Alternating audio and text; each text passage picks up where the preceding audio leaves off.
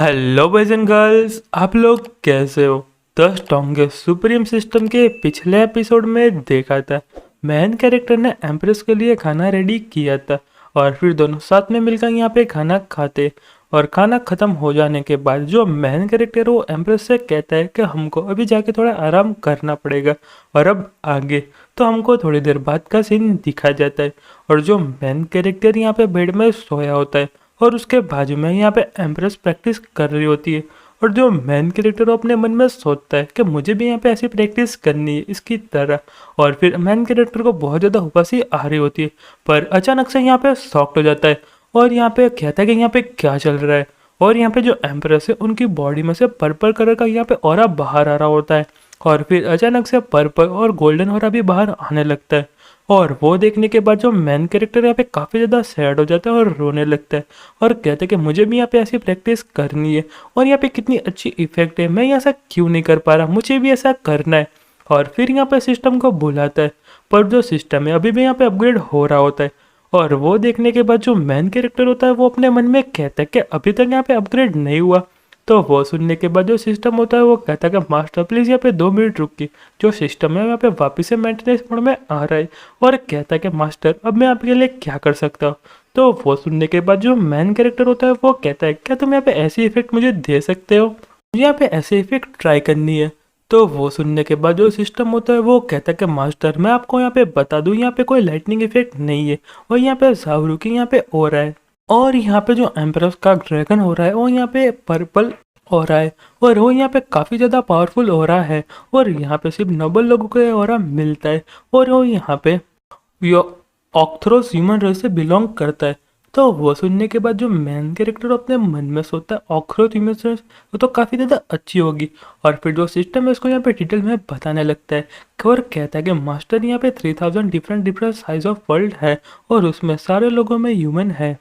और उनकी अलग अलग ह्यूमन रेस है और उनकी डिफरेंट पावर है।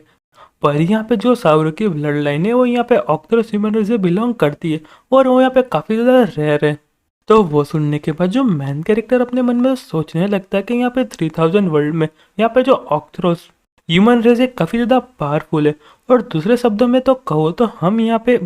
सबसे ज़्यादा पावरफुल हुए। तो वो सुनने के बाद जो सिस्टम होता है वो कहता है कि मास्टर ऐसा नहीं हो सकता। और जो सिस्टम होता है वो कहता है कि मास्टर अभी यहाँ पे आप सबसे उजड़े हुए कॉन्टिनेंट में हो 3000 वर्ल्ड में से। तो वो सुनने के बाद जो मेन कैरेक्टर होता है वो कहता है ये तो यहाँ पे सबसे बुरा है और फिर कहता है कि छोड़ो तुम यहाँ पे वापस से अपग्रेड मोड में चले जाओ। तो वो सुनने के बाद जो सिस्टम होता है वो यहाँ पे अपग्रेड मोड में चला जाता है।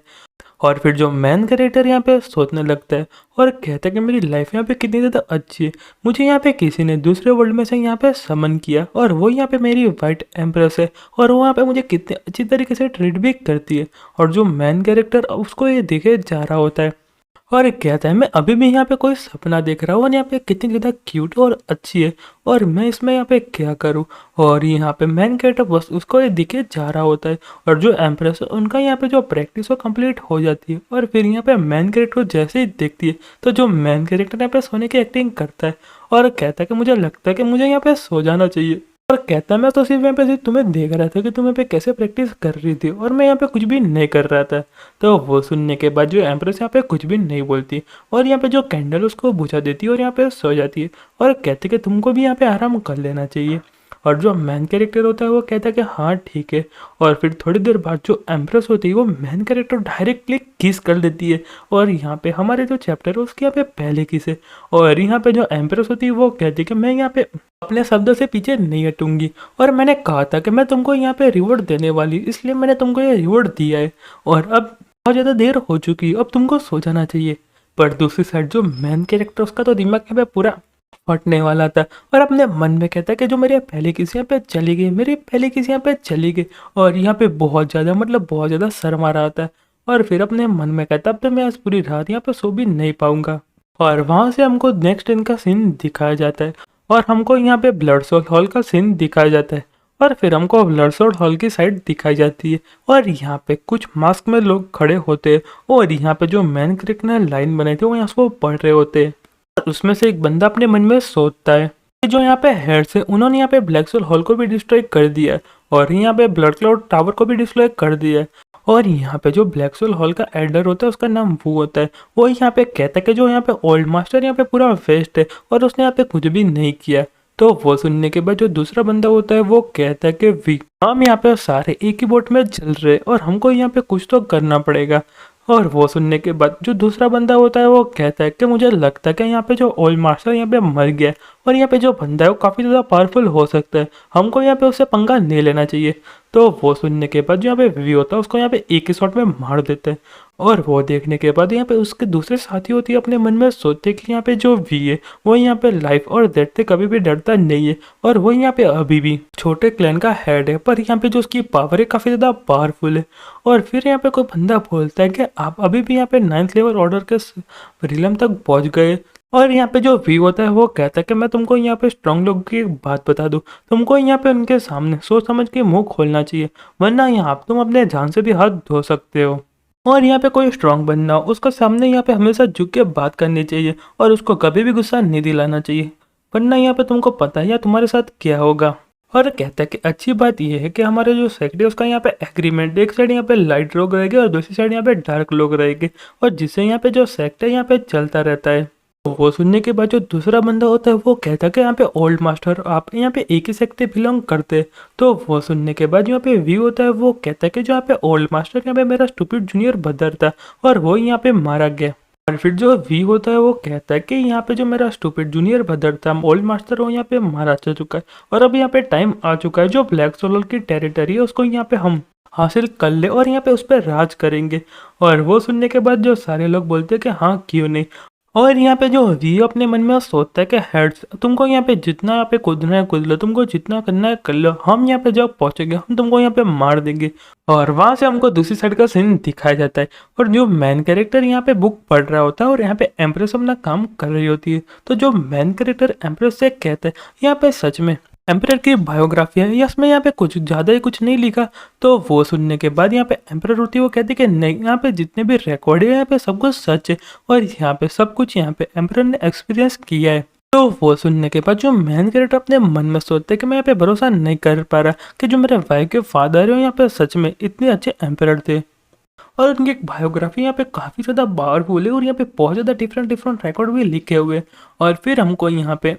एम्परर की कहानी दिखाई जाती है और यहाँ पे कहते कि बहुत सालों पहले यहाँ पे एक बूढ़े बंदे ने यहाँ पे एक बेबी को लिया था और जिसका नाम यहाँ पे पर्पल रखा था और वही होता है एम्परर जी। और फिर यहाँ पे जो बूढ़ा होता है वो कहता है कि यहाँ पे जो जी है काफ़ी बच्चों से बहुत ज़्यादा डिफरेंट था और उसको यहाँ पे सोना पसंद था और उसके बॉडी में यहाँ पे एक ड्रैगन था जो यहाँ पे गाना और सीटी बजाया करता था। और यहाँ पे 5 साल की उम्र में उसके पास इतना ज़्यादा पावर नहीं था और बाकी के जितने भी लोग थे उसको यहाँ पे बहुत ज़्यादा परेशान कर रहे थे।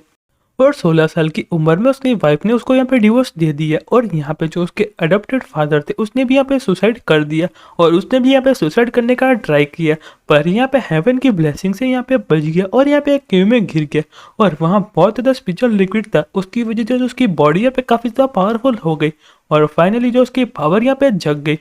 और उसके बाद जो यहाँ पे जाओ पूरे वर्ल्ड में घुमा और उसने यहाँ पे अपने दोस्तों से भी मिला,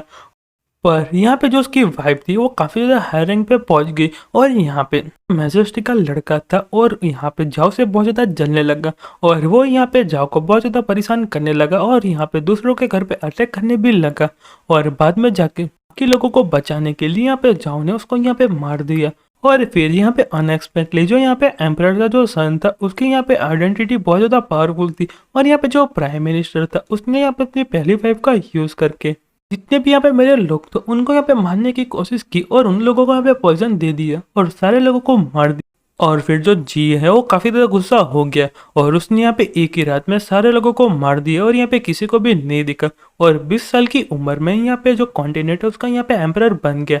और अच्छे से सबको सर्व करने लगा। और मेन कैरेक्टर ये सारी कहानी पढ़ने के बाद अपने मन में सोचता है कि जो मेरे फादर लियोन है वो ऐसा लगता है कि यहाँ पे कोई नॉवल के प्रोटेगनिस्ट थे, मतलब मेन कैरेक्टर। और कहते हैं यहाँ पे जो स्टोरी है काफ़ी अच्छे से लिखी हुई है पर यहाँ पे बहुत ज़्यादा वियर्ड स्टोरी है। और जो एम्प्रेस होती है वो कहती है कि तुम यहाँ पे क्या गुनगुना रहे हो और तुम यहाँ पे क्या सोच रहे हो।